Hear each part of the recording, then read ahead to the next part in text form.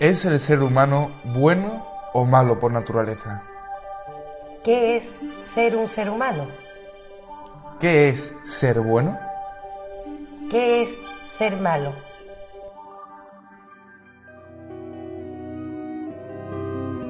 Bienvenidos, amantes del saber. Esto es Radio Filosofía.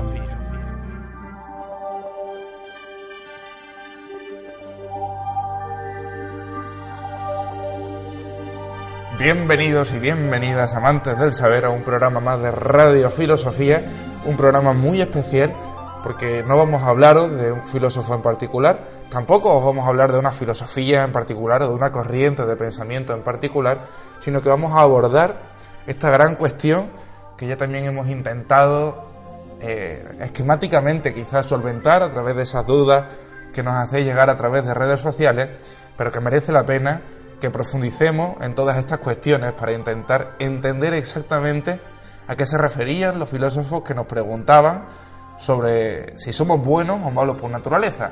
Se referían al hombre queriendo decir ese ser, ese animal que viene desde la tierra. Y a ello nos vamos a referir nosotros, al hombre, nos vamos a referir al ser humano. Tampoco vamos a adentrarnos en contextos históricos o en contextos personales de los filósofos que vamos a tratar, principalmente Hobbes y Rousseau, porque, como decimos, esta es una temática que desde que se produce el Renacimiento, principalmente en Occidente, la vamos a abordar en distintas épocas y con distintos tipos de filosofía diferentes. Así que ya, sin andarnos más por las ramas introductorias, vamos a iniciar de lleno este estudio pormenorizado sobre las grandes cuestiones que os planteábamos justo al comienzo del programa.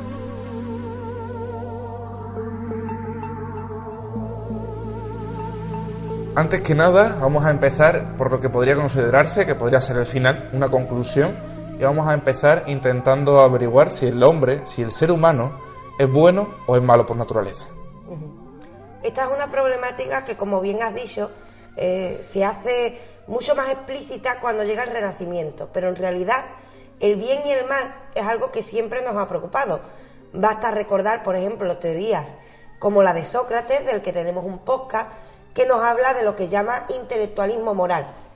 En esta teoría del intelectualismo moral, lo que dice Sócrates es que en realidad el ser humano siempre es bueno, es decir, las acciones malas que comete no es porque sea malo, sino que es ignorante, y entonces esa ignorancia le hace cometer actos que desconoce que en realidad le traen a su propio mal. Es decir, cuando una persona hace algo malo, lo que está haciendo es desconocer que hacer el bien le beneficia y le lleva a la felicidad. Esto influyó enormemente en autores como Platón, del que también tenemos 2 podcasts, y en el que tratamos que efectivamente Platón creía que el conocimiento del bien y por supuesto la práctica del mismo nos llevaba a la felicidad. Es decir, el bien y el mal siempre han sido temáticas que han preocupado a la disciplina filosófica. Pero ¿qué ocurre? Cuando llegan autores como Rousseau, veremos cómo esta problemática se hace más explícita y se crea una discusión entre distintos filósofos sobre si el ser humano efectivamente es bueno o malo por naturaleza. Al preguntarnos esto, vamos a tratar en este podcast especial una problemática de la filosofía que llega a nuestros días. No será posible acogernos a un solo autor, pero debemos partir de la base de aquel que hizo explícita esta inquietud humana, que nosotros que Rousseau. Antes de adentrarnos en esa filosofía de Rousseau para intentar comprender mejor esta gran pregunta, al inicio os planteábamos 4 cuestiones fundamentales para intentar desarrollar esta cuestión, y creo que conviene que empecemos preguntándonos exactamente qué es ser humano, porque estamos hablando de que el ser humano es bueno o malo por naturaleza. También habrá que saber a ciencia cierta qué es ser bueno o malo, que lo veremos más adelante en el programa, y qué es la naturaleza del ser humano. Pero para entender estas cuestiones es fundamental que atendamos en principio a nosotros mismos, al ser humano. De hecho, esta cuestión que plantea es precisamente la que permite que Rousseau nos plantee esta problemática. Rousseau, por supuesto, no será el único, como veremos en el programa, pero lo cierto es que, y esto lo hará explícito también otros autores posteriores, que tenemos una antropología, por ejemplo, filosófica, otra antropología biológica. Tenemos muchos tipos de estudios sobre el ser humano, sobre nuestro aspecto biológico, lo que nos dice también discursos como la medicina, lo que nos dice la filosofía, lo que nos dicen distintos campos.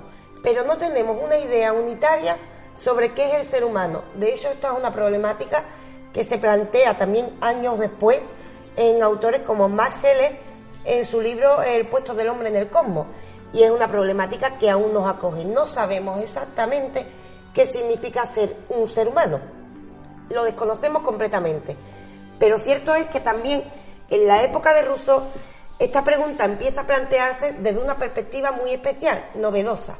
En la época en la que aparece esta pregunta y empiezan a discutir los filósofos sobre la misma, está precedida por el Renacimiento, un Renacimiento que se caracteriza especialmente por cambiar la visión que tenemos de nosotros mismos.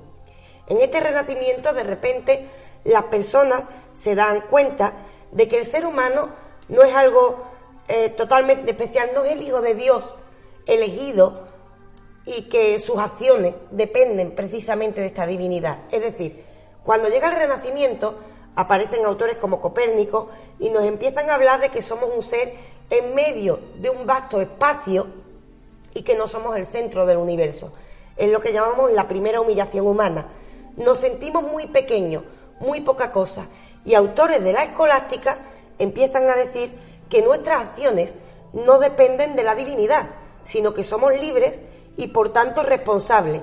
De momento no se sabe qué es el ser humano, pero se sabe que es algo que tiene responsabilidad y que tiene libertad, con lo cual ya tenemos un elemento importante que determinará la visión que tendremos de nuestras propias acciones.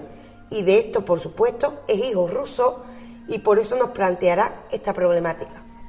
Mientras lo estabas comentando, Raquel, de manera magnífica, he recordado esa gran anécdota entre Platón y Diógenes de Sinope, cuando se planteaban que era el hombre, y tan solo, me parece brillante, pudieron llegar a aclarar que el hombre era un ser bípedo y que tenía uñas anchas. Eso lo comentamos también cuando hacemos el programa de Diógenes, porque Diógenes lo que hizo fue llevarle, no sé si era un gallo. Sí, cuando esto ocurre, Platón había dicho que el ser humano era un ser bípedo y sin plumas. Entonces Diógenes, que era tremendamente perspicaz y que además también es hijo de la filosofía de Sócrates, algo que podríamos tocar en otro podcast, lo cierto es que le lleva un gallo desplumado y le dice: aquí tienes un hombre.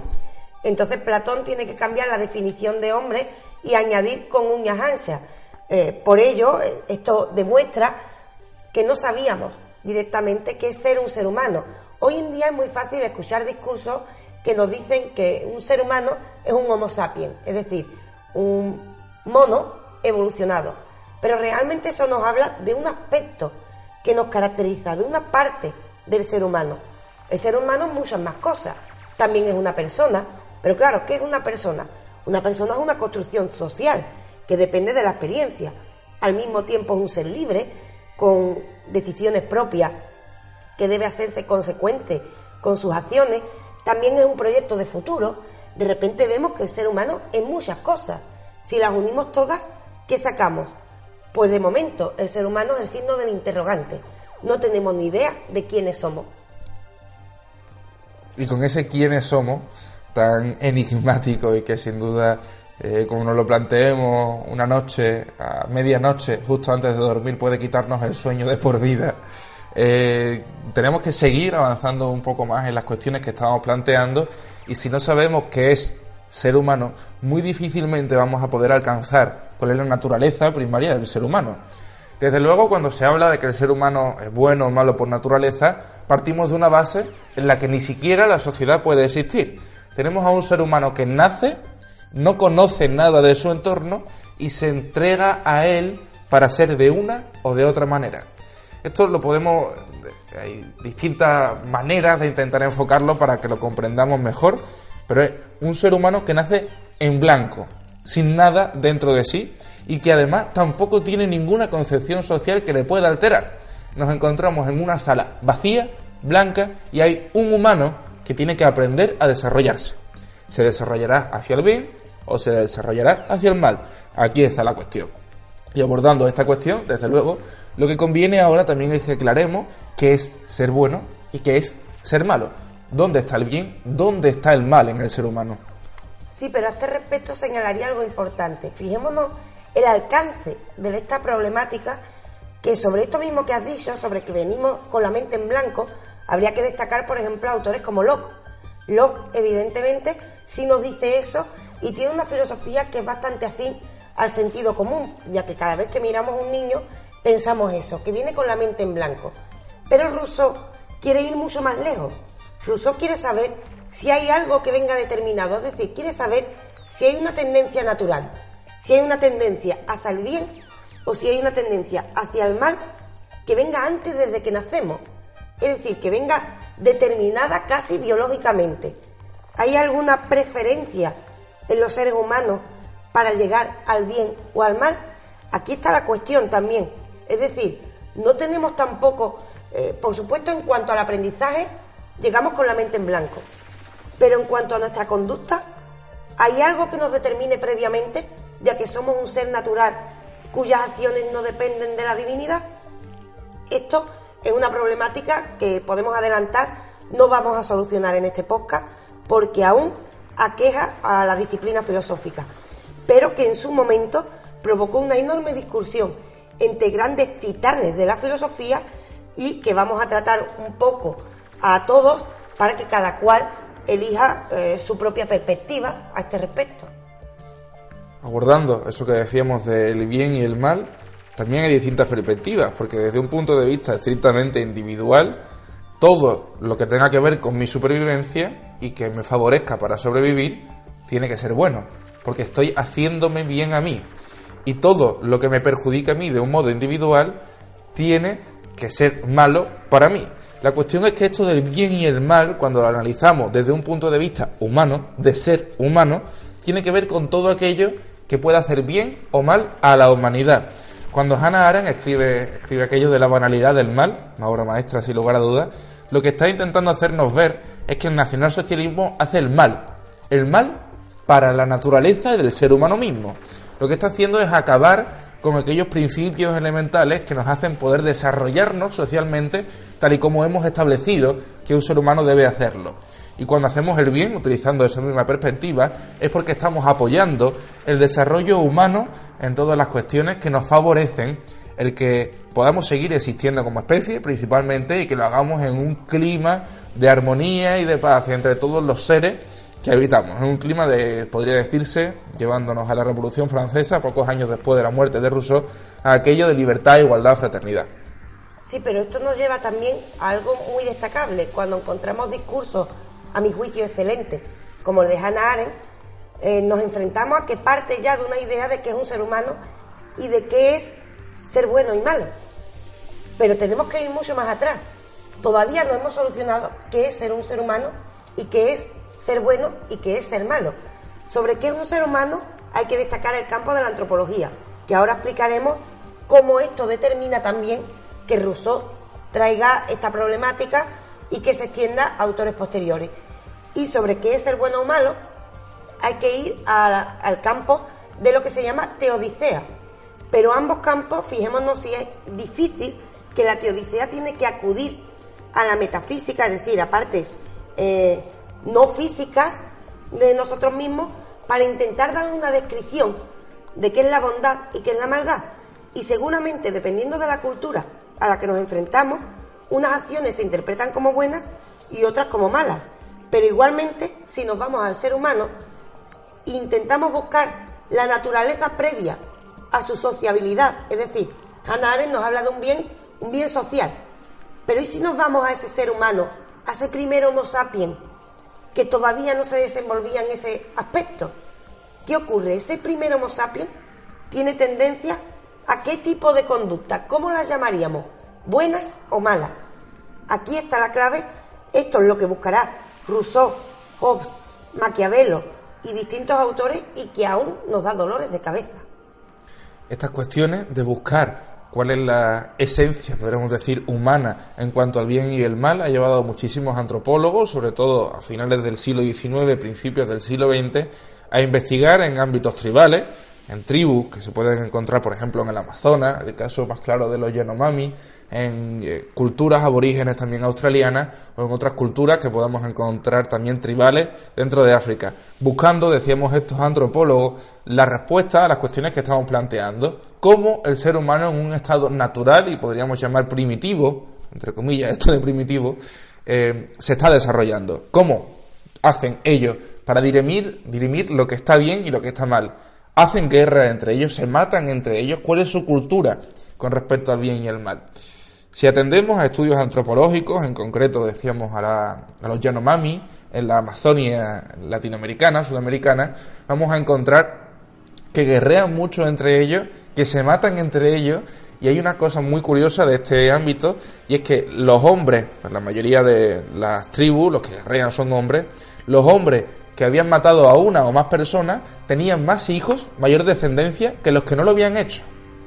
También encontramos que en algunas tribus, también lo decíamos en un programa anterior, en el Extra, que emitimos el martes pasado, que en muchas tribus el proceso de iniciación hacia el convertirse en un adulto tiene que ver con el guerrear. Cuando uno es adulto es porque ya ha guerreado e incluso porque ha matado a alguien. Muchas tribus también, todos estos méritos de la guerra se los hacen reflejar en las pinturas que llevan en sus caras diariamente. También vemos como los estudios antropológicos nos hacen ver que en la Edad de Piedra la mitad de la población, de la que tenemos constancia nosotros, porque podamos haber estudiado sus restos, morían de forma violenta. Aquí también habría que hacer la separación entre los que habían muerto por causas rituales, es decir, porque fueran sacrificios que se presentaban a los dioses, o los que efectivamente estaban guerreando. Pero estamos hablando en cualquier caso de que la mitad de la población moría de forma violenta. A día de hoy, en el año 2017, fueron unas 120.000 personas aproximadamente, no me quiero equivocar con el dato, las que murieron a causa de la guerra. 500.000 de personas murieron a causa de la criminalidad, a causa de estarse enfrentando en las calles, como tantas veces vemos que se producen actos violentos, sobre todo tantos feminicidios que podemos ver a día de hoy en Occidente. Y el dato más curioso es que una de las mayores causas de mortandad que se dio en el mundo, una de ellas, quiero destacar esto, fue la diabetes. 1.200.000 personas murieron a causa de la diabetes, es decir, 1 millón más de los que murieron a causa de la guerra. Esto los antropólogos a principios del siglo XX lo achacaban a que la guerra fue un modo en el que conseguimos establecernos socialmente, es decir, por lo que nosotros podemos entender a día de hoy como el mal, fue lo que nos hizo llegar a conseguir este periodo de relativa paz, que también habrá historiadores que nos digan que es uno de los periodos más pacíficos de la historia, y este periodo pacífico es fruto de las guerras que hemos sufrido antes. Aquí hay muchos factores que tenemos que estudiar, ya no solo en exclusiva si es que efectivamente tanta guerra pasada nos ha traído hacia la paz, o si es que el que impere, y creo que nunca mejor dicho, un sistema como el capitalismo o el liberalismo en general, puede causar esa congoja a enfrentarse a un sistema tan extenso, un sistema imperialista que nos gobierna de una forma tal que nos impide el guerrear. Es decir, el imperio ha llegado hasta un punto que impide una revolución o una guerra de la manera en la que la podríamos conocer antes. Aquí hay muchísimas cuestiones que en realidad habría que ir cosiendo, podríamos decir, con un hilo muy fino y muy poco a poco. Hay que señalar sobre lo que has dicho que lo importante para atender a la pregunta con la que hemos comenzado sobre si el hombre es bueno o malo por naturaleza es las causas de esa conducta. Es decir, ahora matamos menos porque somos más buenos y nacimos en un estado que nos inclinaba hacia el mal, como dirían autores como Maquiavelo, o simplemente matamos menos porque creemos que no nos conviene. Porque si fuese este último el motivo, no sería eso bondad, sería otra cosa, sería un egoísmo, pero que nos lleva a un estado de paz. Cuando nos preguntamos sobre la bondad o la maldad, hay que ir a las causas internas que provocan nuestras acciones. Por eso esta pregunta es tan importante, porque esta pregunta atiende precisamente a la esencia del ser humano y por ello se mezclan ética y antropología.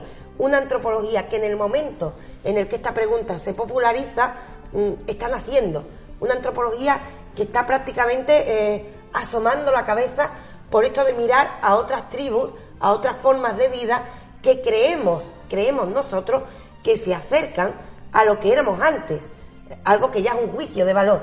Es decir, la pregunta que estamos tratando no solo nos acoge a la actualidad y es una problemática, como vemos, que aún nos acosa, sino que la problemática que estamos hablando tiene incluso un origen desconocido. No sabemos hasta dónde podemos llegar persiguiendo esta idea de bondad y maldad, pero podemos describir algunas de las teorías más populares y que decidan nuestros oyentes según a ellos les parezca.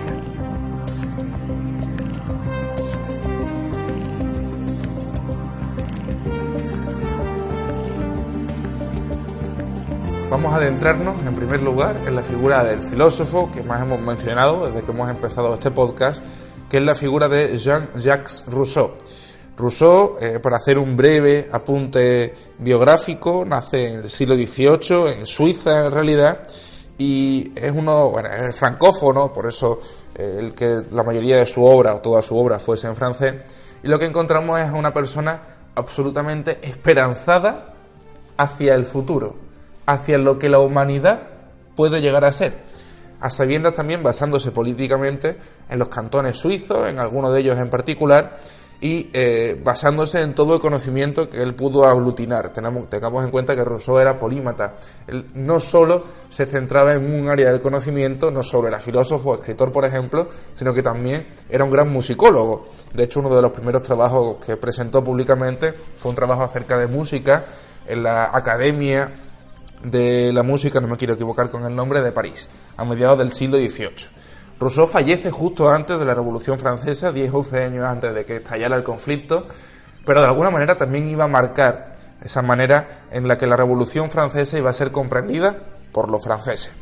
En concreto, centrándonos en el tema que nos atañe, encontramos a una persona que estaba señalándonos, por contra también a lo que seguramente sea su biografía. Tengamos en cuenta que Rousseau tuvo 5 hijos y a los 5 los abandonó, pero precisamente porque tengamos en cuenta una vez más que en la época el hombre no se encargaba del cuidado de los hijos, y él consideraba que la mujer con la que había tenido esos hijos y su familia política no le iban a poder dar una educación que fuese válida a esos hijos. Y aún no criando él a ninguno de sus descendientes, encontramos con que nos regaló el Emilio, que es un tratado sobre cómo tenemos que educar a nuestros hijos. Es decir, una persona profundamente centrada en la bondad del ser humano, en las bondades que el ser humano puede llegar a tener, que creo que está mejor dicho incluso, y aún así con muchísimas contradicciones dentro de su vida. Sí, como muchos otros autores, encontramos una vida que parece que no casa con sus ideas, pero cierto es que la Revolución Francesa es hija precisamente de autores como Rousseau. Hablamos de un hombre que no solo tiene esperanza en cambiar el futuro, es decir, cuando aparece un ideal revolucionario, hay que tener presente no solo que se basa en una filosofía política, esto demuestra lo que dices también de que se ocupa de diferentes campos, pero también para entender un ideal revolucionario se está proyectando un futuro que estoy persiguiendo. Para ello debo tener esperanza en que el ser humano puede mejorar. Pues bien, para tener esperanza en que el ser humano puede mejorar, debo remontarme al pasado del ser humano y pensar o dar por hecho que el ser humano tiene una parte bondadosa que merece trabajar, que merece perfeccionarse. Eso es lo que le ocurre a Rousseau. Rousseau, cuando pregunta si el hombre es bueno o malo por naturaleza, es porque le preocupa, al tener un ideario un tanto revolucionario, hacia dónde deben ir las acciones del ser humano. Y para poder corregir esas acciones del ser humano, debo conocer cuál es su tendencia al nacer, cuál es su tendencia por naturaleza. Cuando hablamos por naturaleza, Rousseau se está refiriendo al momento anterior a que viviéramos en sociedad. Se está refiriendo al momento en el que evolucionamos, al momento en el que dejamos de ser monos para ser un homo sapiens, es decir, algo previo a la sociedad. Rousseau piensa que el ser humano nace bueno, nace bondadoso, y que es precisamente la sociedad la que estropea, podríamos decir, al ser humano. Es decir, la sociedad crea unas tendencias en la educación que son malignas y por ello nos vamos perdiendo un poco y vamos teniendo un comportamiento negativo que nos va alejando de nuestro origen bondadoso. Esto es un poco paradójico en realidad, desde un punto de vista personal, porque el decir que el hombre es bueno por naturaleza, pero que la sociedad es la que lo corrompe, no me parece que tenga mucho sentido. Sobre todo porque si partimos de que el hombre es bueno, el hombre, desde ese ser bueno, no puede hacer una sociedad que sea mala. Si la sociedad es mala, es porque el hombre tiene algo de maldad dentro de sí que la ha hecho ser parte de esa sociedad y que empuja al resto de los hombres hacia esa maldad. Si partiésemos de que todos somos buenos, el ser una sociedad, el hacer mal una sociedad, no podría ser parte de lo que somos. Más allá, bueno, teniendo en cuenta también que el ser humano es imperfecto y que muchas veces intentando hacer el bien, lo que hacemos precisamente es el mal. Pues bueno, sí que es paradójico que se llegue a una mala sociedad partiendo desde el bien. Sí, porque hablamos de un autor que ya hemos dicho que es paradójico en su propia vida. Es decir, no es extraño que aparezca esto y, por supuesto, Rousseau no arregla esta problemática porque se enfrenta a cuestiones como las que está señalando. La sociedad está construida por individuos. Si la sociedad es negativa, es que hay algo negativo en esos individuos. Lo cierto es que lo importante de Rousseau es que hace explícita esta problemática que, como hemos dicho, es un problema que nos acusa desde el principio de la filosofía, como en el caso de Sócrates que hemos dicho. Pero también es cierto que él necesita tener esa visión porque si lo que intenta es corregir la sociedad con un ideal revolucionario, necesita hacer patente que esa sociedad tiene algo negativo, sino ¿por qué la voy a corregir? Es la excusa perfecta para poder exponer su cambio revolucionario. ¿Qué pasa? Que se enfrenta a paradojas como esta. Se enfrenta a esta paradoja y no otras. Es decir, también hay que señalar algo importante en la teoría de Rousseau. Y es que, ¿qué es el ser humano por naturaleza? Es decir, estamos hablando del momento previo a cuando estábamos sociabilizando. El bien y el mal aparecen como concepciones humanas. Son ideas humanas. No podemos acusar, por ejemplo, a un animal de malo. Un animal no es malo. Un animal busca sobrevivir. Un animal, la leona cuando caza, no está haciendo mal a la gacela. A la gacela, por supuesto, bueno, le fastidia la existencia.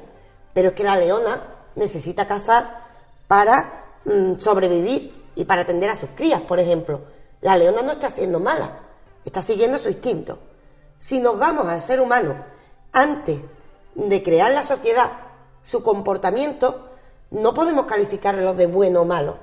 Su comportamiento estará siguiendo un instinto para la supervivencia, con lo cual el bien y el mal aparecen precisamente como ideas que nacen producto de nuestra construcción social. Por ello, precisamente, no tenemos una idea unitaria y universal sobre qué es bueno y malo. De hecho, entre las distintas culturas vemos como una cosa que es buena aquí es mala en otra sociedad concreta. No tenemos una idea unitaria. Y si no tenemos una idea unitaria, es precisamente porque es hija de la sociedad. Con lo cual está mezclando dos ámbitos. Está mezclando lo que es la persona y la construcción social con el ser humano en un estado natural, que sería ese Homo sapiens que aún no podemos calificar como bueno o malo, porque no se ha trascendido al ámbito social. Por ello, precisamente, aparecerán autores que se enfrentan a la visión de Rousseau, como es el caso de Hobbes. Antes de adentrarnos en la filosofía de Hobbes, acabo de recordar, creo que es una cosa que también merece la pena que aclaremos en esto del bien y el mal, de que aunque estamos hablando de dos concepciones, hablamos de dos concepciones de una misma cosa. El bien y el mal no son cosas distintas.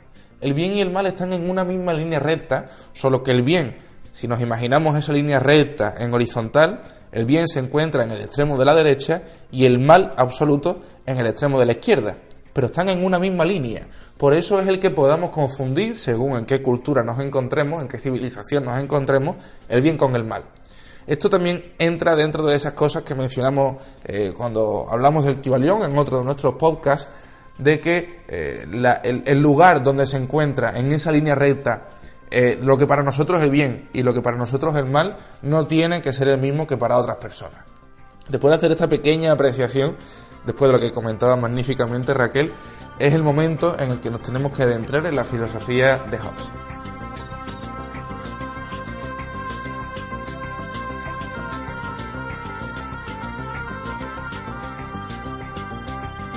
En cuanto a Hobbes, tenemos que también decir que su vida fue un poco dramática, por lo que a su familia acontece, tuvo grandes problemas en el crecimiento que le obligaron a prácticamente a través de él mismo tener que buscar el conocimiento. Además, tengamos en cuenta que estamos hablando del siglo XVI en Inglaterra, siglo XVI y siglo XVII. Este siglo en particular, si no me equivoco, en 1642 es cuando se inicia la guerra civil en Inglaterra, una guerra civil que tenía que ver, evidentemente, con la monarquía y con ese protestantismo que ya estaba en auge en toda Europa. Hobbes se plantea grandes cuestiones y una de ellas también tiene que ver con el bien, el mal y el ser humano. Hablamos todos de un mismo espacio de tiempo en el que nos estamos acercando a una futura modernidad y en el que, por supuesto, Hobbes también se encontrará con las mismas influencias con las que se encuentra Rousseau al mirar al ser humano. Y es que ya el ser humano, después del Renacimiento, aparece como un ser libre, y ser libre, por supuesto, implica un precio, que es el responsable de las acciones. ¿Qué es lo que ocurre? ¿Cuál es la diferencia entre la visión de Rousseau y la visión de Hobbes? Rousseau, como hemos dicho, es un esperanzado que quiere presentar las posibilidades de desarrollo del ser humano y cree que la mejor forma de hacerlo es concebir que antes éramos buenos. En el caso de Hobbes es muy distinto, y es que Hobbes, más que mirar al futuro, está mirando al presente. Hobbes tiene los pies en la tierra y al mirar a su entorno ve el estado de guerra, ve cómo nos enfrentamos. Hobbes, siendo más realista o mirando más al presente que al futuro, no puede evitar pensar que el ser humano es malo por naturaleza. Es decir, ante esta pregunta nos dirá lo contrario, todo lo inverso a lo que nos dijo Rousseau. El ser humano nace malo por naturaleza y es precisamente la sociedad y la educación la que consiguen causar sus acciones. Seguramente esta perspectiva de Hobbes tenga que ver con que cuando nacemos somos individualistas, buscamos nuestra propia supervivencia, y el que nos adaptemos a la sociedad en algunas ocasiones, prescindiendo de algunas cosas que nos vendrían bien para nosotros, es porque comprendemos que estamos en una sociedad y que el bien y el mal, volviendo a esa concepción que hablábamos de Hannah Arendt, tiene que ver más con la sociedad que con nosotros mismos en exclusiva. Sí, por supuesto. Atendamos a lo que hemos dicho, lo mismo que hemos hecho con Rousseau, vamos a hacerlo con Hobbes. Ambos están señalando no al ser humano que somos hoy, están preguntando, ¿es bueno o malo por naturaleza? Aquí está la clave. Por naturaleza significa antes de que apareciera la sociedad. Es decir, ¿cuál es la tendencia natural, hoy diríamos biológica, de nuestro comportamiento? ¿Hacia dónde tendemos? Rousseau, como dijimos, cree que tendemos hacia el bien.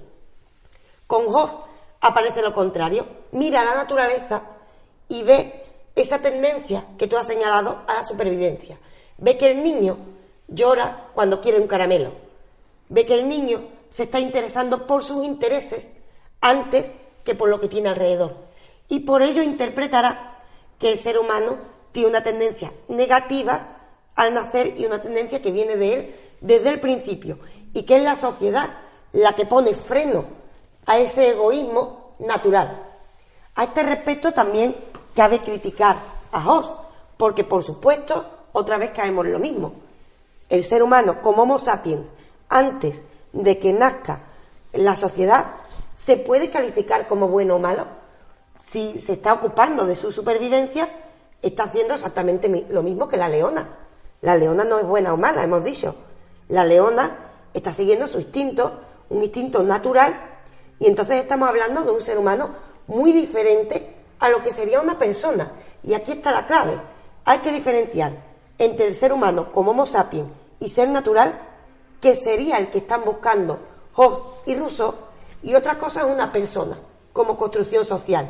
En el ámbito de la persona es en el que aparece la posibilidad de hablar de bien y mal, y por ello ocurren esta paradoja en ambos autores, y es que calificar el instinto como bueno o malo es querer juzgar lo que la naturaleza está haciendo, y la naturaleza hace lo que hace porque no puede hacer otra cosa. De hecho, esta visión, bueno, a Hobbes se le acusó de ateo, de hecho se quemaron sus obras en Inglaterra. También Rousseau acabaría renunciando al protestantismo, creo que era calvinismo, y luego también al catolicismo. Y si desde luego estamos juzgando si el hombre es bueno o malo por naturaleza, estamos juzgando la acción de Dios. Estamos decidiendo de qué manera Dios, desde un punto de vista religioso, por favor entendedme, estamos juzgando si Dios nos puso en el mundo siendo buenos o siendo malos. Ya no solo a nosotros, sino también a los animales. Desde luego, creo que podemos declararnos animalistas, los dos ahora mismo. Sí. Nada en contra de los animales, ni mucho menos, pero en el mundo animal lo curioso no es cuando los animales se enfrentan en la supervivencia. Lo curioso en el reino animal es cuando dos animales de distintas especies se ayudan los unos a los otros.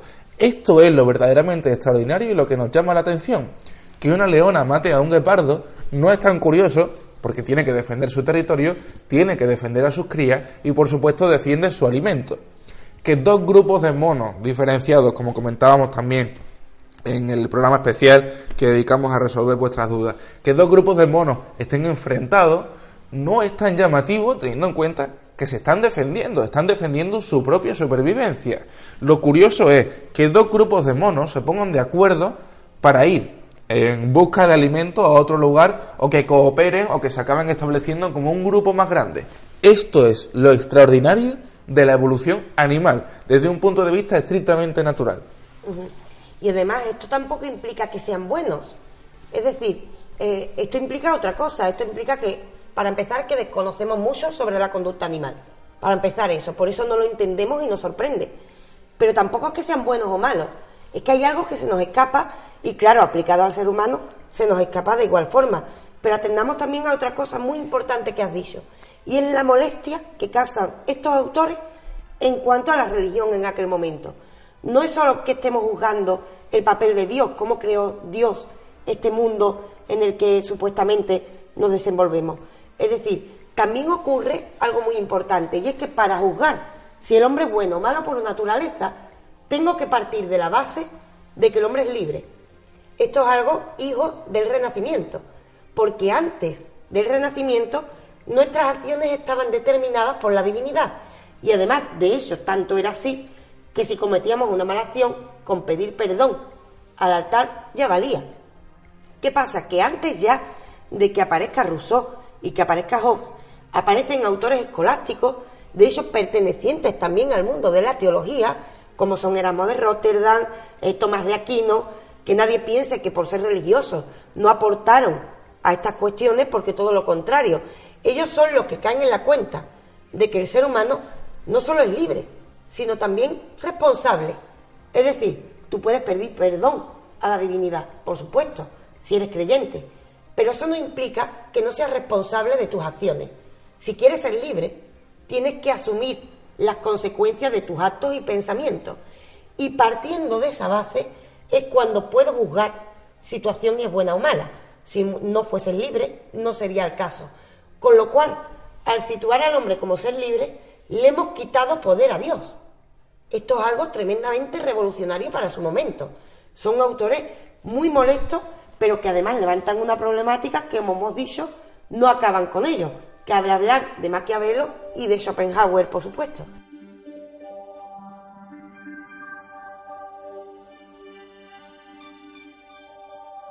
También, además de hablar de Schopenhauer o de Maquiavelo, como hemos dicho, bueno, de Schopenhauer, también tenemos un programa, Genio y Villano, al que os recomendamos que acudáis para comprender mejor la figura de este filósofo. Y de Maquiavelo, Raquel y yo coincidimos antes de empezar este podcast de que merece su figura que le dediquemos un programa exclusivamente para él, para comprender exactamente la visión que él tenía del mundo, porque sin duda, sin lugar a dudas, se escapa de todo aquello que nosotros hemos concebido cuando hablamos de una visión maquiavélica del mundo.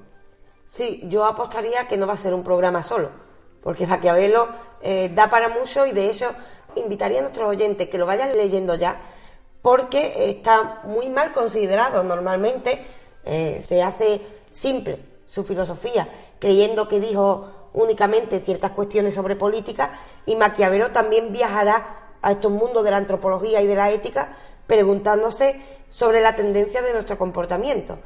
Por eso Maquiavelo lo vamos a dejar aparcado, pero cabe decir que sería afín a la visión de Hobbes. Maquiavelo también parte de la idea de que tenemos una tendencia hacia la maldad y que sería la sociedad la que debe ponernos freno, y es por ello por lo que dedica grandes tratados a la política como el medio para intentar que no desarrollemos esa maldad y nos comamos los unos a los otros. Schopenhauer ya es otro mundo. Totalmente aparte.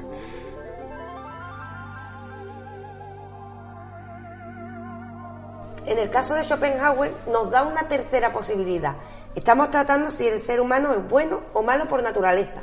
Pues bien, aparece Schopenhauer y, como ocurre con casi todo en él, le da la vuelta a la pregunta. Schopenhauer tiene una ventaja también. Conoce la teoría de la evolución bastante bien porque era un gran interesado en la ciencia y han pasado los años desde que aparecieran los autores que hemos nombrado. Por parte de Schopenhauer utiliza algo muy simple. Dice, mirad la naturaleza. Vayamos a ver cómo se comporta en un estado natural. De repente, Schopenhauer nos cambia una visión. Normalmente, la naturaleza era idealizada antes de Schopenhauer, pensando, y perdónenme por la simpleza, pero así se entiende mejor, que en la naturaleza la historia es como nos cuenta Disney, como vemos en Bambi. Una naturaleza bonita, en la que los animales son felices y todo ocurre de manera bellísima. Schopenhauer nos muestra lo contrario. Dicen, mirad cómo luchan los animales, mirad cómo luchan por la supervivencia. Él ha escuchado a Darwin, saben que la vida es una lucha, y por ello mismo está diciendo que no es que tengamos tendencias al bien o al mal, tenemos tendencia a la lucha. Otra cosa es que después, cuando salimos de ese estado de naturaleza, al ser seres culturales y está condicionado por esa necesidad de lucha, aparecen las conductas buenas o malas, pero de repente ya no somos ni buenos ni malos. De repente somos un ser preparado para la lucha por la supervivencia y que posteriormente, al ser cultural, condiciona sus acciones según esta tendencia. Pero ese bien y ese mal surgirían después. Son las personas las que son buenas o malas por naturaleza y no ese Homo sapiens primero. No cabe hablar sobre el ser humano por naturaleza bueno o malo, sino que ese ser humano era un ser humano, tal y como ocurre con la naturaleza, en constante lucha. Ahora aparece la cultura y aparecen estas interpretaciones de bien y de mal.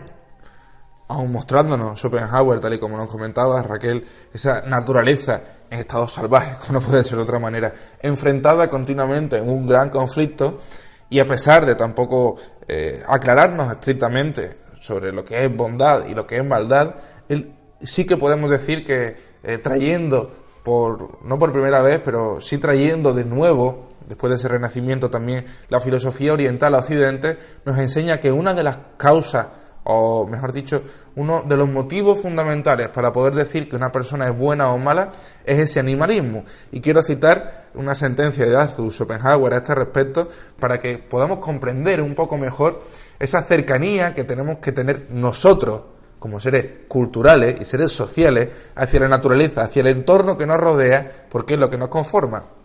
Lo que Schopenhauer decía es que la compasión hacia los animales está tan estrechamente ligada a la bondad de carácter que se puede afirmar con seguridad que quien es cruel con los animales no puede ser buena persona. Es que hay que señalar algo importante aquí. El ser bondadoso con el animal nos está llevando a un ámbito de trascendencia.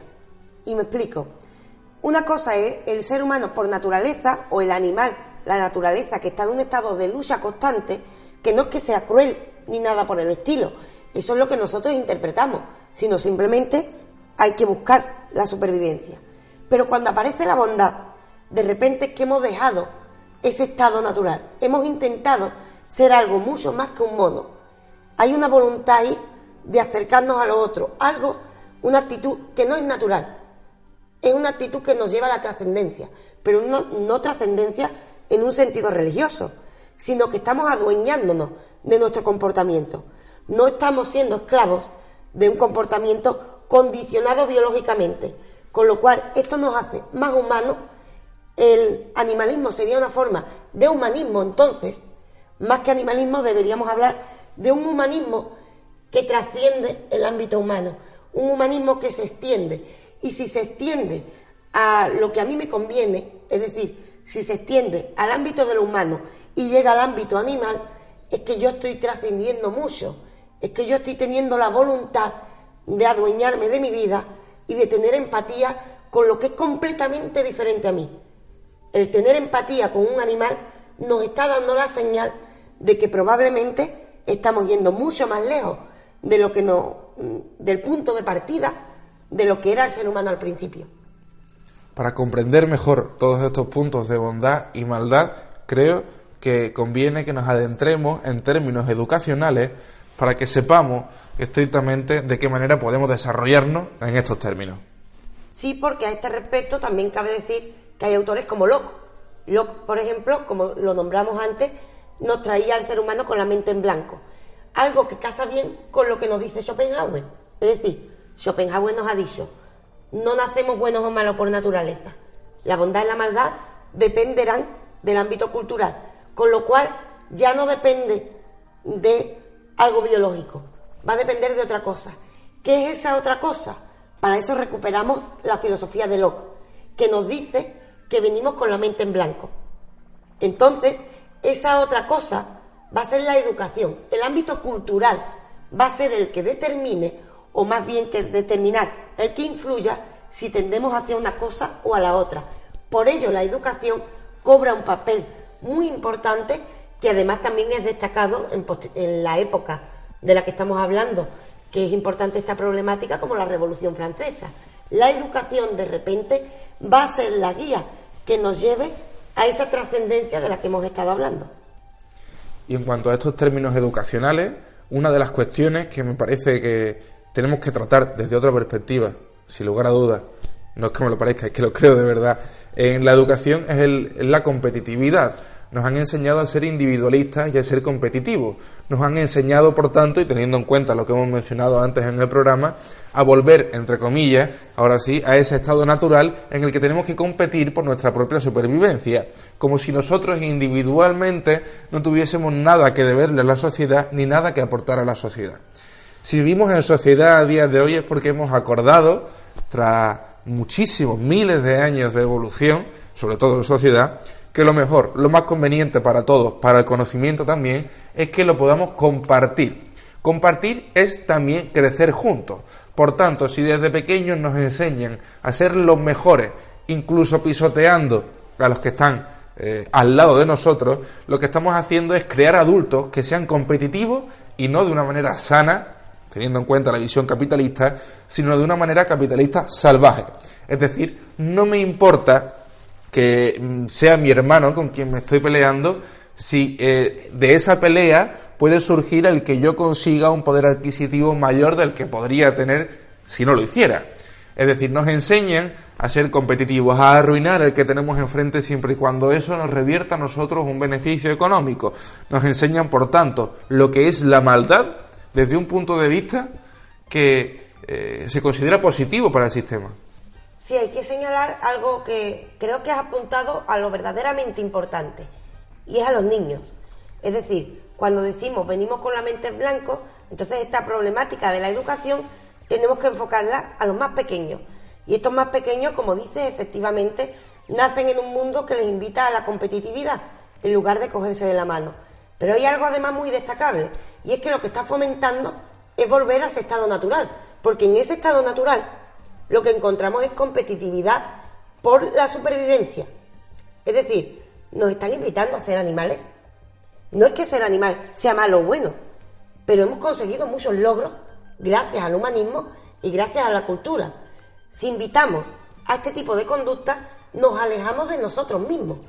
Estamos haciendo que no haya un desarrollo como persona, ya que la bondad se da como desarrollo de la persona. Pero es que además hay algo muy destacable, y es que sabemos, y eso la ciencia hoy nos lo dice, a ciencia cierta, nunca mejor dicho, y es que los niños vienen como esponjas al mundo. Esto ya lo nombramos en nuestro podcast extra, y es que normalmente la gente se sorprende cuando ve, por ejemplo, que nace una jirafa, inmediatamente sabe andar. Y pensamos, qué torpes somos los seres humanos, que necesitamos años para aprender a andar de una manera ágil. Pues resulta que no. Resulta que la inteligencia se demuestra precisamente ahí. La jirafa nace así porque nace en un estado salvaje, inmediatamente entra en ese estado de lucha. Nosotros, en cambio, nacemos incompletos porque no terminamos de nacer. Nacemos para estar abiertos al mundo. Salimos de un útero para entrar de repente en lo que yo llamaría un útero social. Y por ello el niño es directamente una esponja que aprenderá según los estímulos que recibe. Imaginémonos la importancia entonces de los estímulos y de la educación. Estamos creando una futura personita. Estamos creando todo eso. ¿Qué queremos darle? Si nacemos, estamos abriendo al mundo. Es decir, si nacemos con la capacidad para absorber todo lo bueno, ¿por qué no elegimos bien cuáles son esos estímulos que debes recibir para crear un entorno de hermandad en lugar de un entorno de lucha que nos recuerda mucho más a ese estado de naturaleza? Seguramente puede que haya algún oyente que se está planteando, bueno, yo no entiendo, Raquel y Marco, a dónde me están apuntando, si hacia Hobbes, hacia Rousseau, hacia Maquiavelo o hacia Schopenhauer. En realidad no apuntamos más que hacia el humanismo, no apuntamos más hacia el punto de que tenemos que desarrollarnos mundialmente, en realidad, como hermanos y como hermanas, no desde un punto de vista religioso, sino desde un punto de vista, insisto, humanístico. Cuando lo decía Raquel, estamos creando a una personita futura. Esa personita también es sociedad. No solo estamos creando a un individuo, no solo estamos educando a un individuo, estamos educando a una sociedad. No nos olvidemos de que la sociedad se compone de multitud de individuos. Cada individuo, cada piedra de la que constituye esa construcción, tiene que saber cumplir el papel que él mismo, ¿por qué no?, se determine dentro de la sociedad. No solo estamos creando una vida, estamos creando el futuro de la humanidad. Tenemos una responsabilidad muy grande cuando tenemos un hijo, y porque la responsabilidad no es nuestra ni de nuestros familiares, la responsabilidad es humana.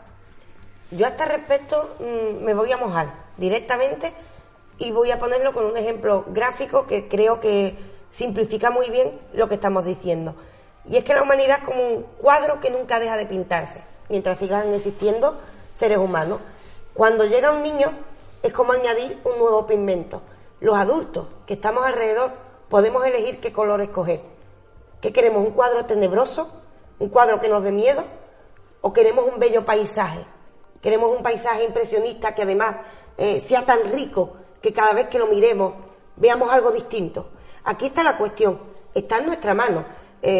Yo me quedaría, por una parte, en caso de posicionarme, todos estos autores nos están señalando la responsabilidad, con lo cual todos estos autores, aunque tengan una idea distinta, nos están dando un elemento muy importante.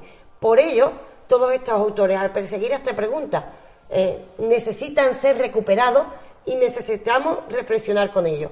Pero por mi parte, además, iría mucho más lejos, daría un paso más sobre una temática que tocamos precisamente en uno de los extras. Si seguimos a Schopenhauer, que es con el último que hemos terminado, Schopenhauer provoca una revolución en la filosofía, da la vuelta a la filosofía. Y de hecho provoca varias revoluciones. Una de ellas es que influye enormemente sobre Nietzsche y crea una tendencia. Y la otra tendencia, precisamente, es la de la fenomenología, que no voy a ocultar porque ya lo sabrán nuestros oyentes, que es una de mis debilidades. En la fenomenología encontramos el concepto de otredad. De otredad que nace precisamente de este tipo de discusiones. Y es ser consciente de que vivimos en un mundo compartido. Nosotros somos un pequeño elemento de ese cuadro que hemos dicho. Un pequeño elemento. En ese cuadro no van a dejar de llegar pigmentos nuevos, porque habrá otros que se desgasten, ya que nuestra existencia en este mundo es fugaz. Pero tenemos que preocuparnos para que ese cuadro no desaparezca y para que cada vez sea más bello. Nuestra tarea, al formar parte de ello, es saber que convivimos con otros pigmentos y que debemos encontrar el equilibrio para que la imagen completa de ese cuadro sea una imagen bella y una imagen que depende de nosotros. La belleza de esto es que somos los pigmentos y somos los pintores. Está en nuestra mano. Por eso todos estos autores son importantes, pero también me mojaría y diría que la clave está en saber que tenemos otredad Y eso es una oportunidad para abrirnos al mundo y hacer de ellos un lugar mejor. Así pues, llegados hasta aquí, con más dudas que respuestas, como suele ocurrir y como es bueno que ocurra, tenemos que cerrar este nuevo programa que hemos dedicado al ser bueno, al ser malo por naturaleza, y que bueno, hemos intentado dar las perspectivas de distintos filósofos para entre todos tratar de entender mejor de lo que estábamos hablando.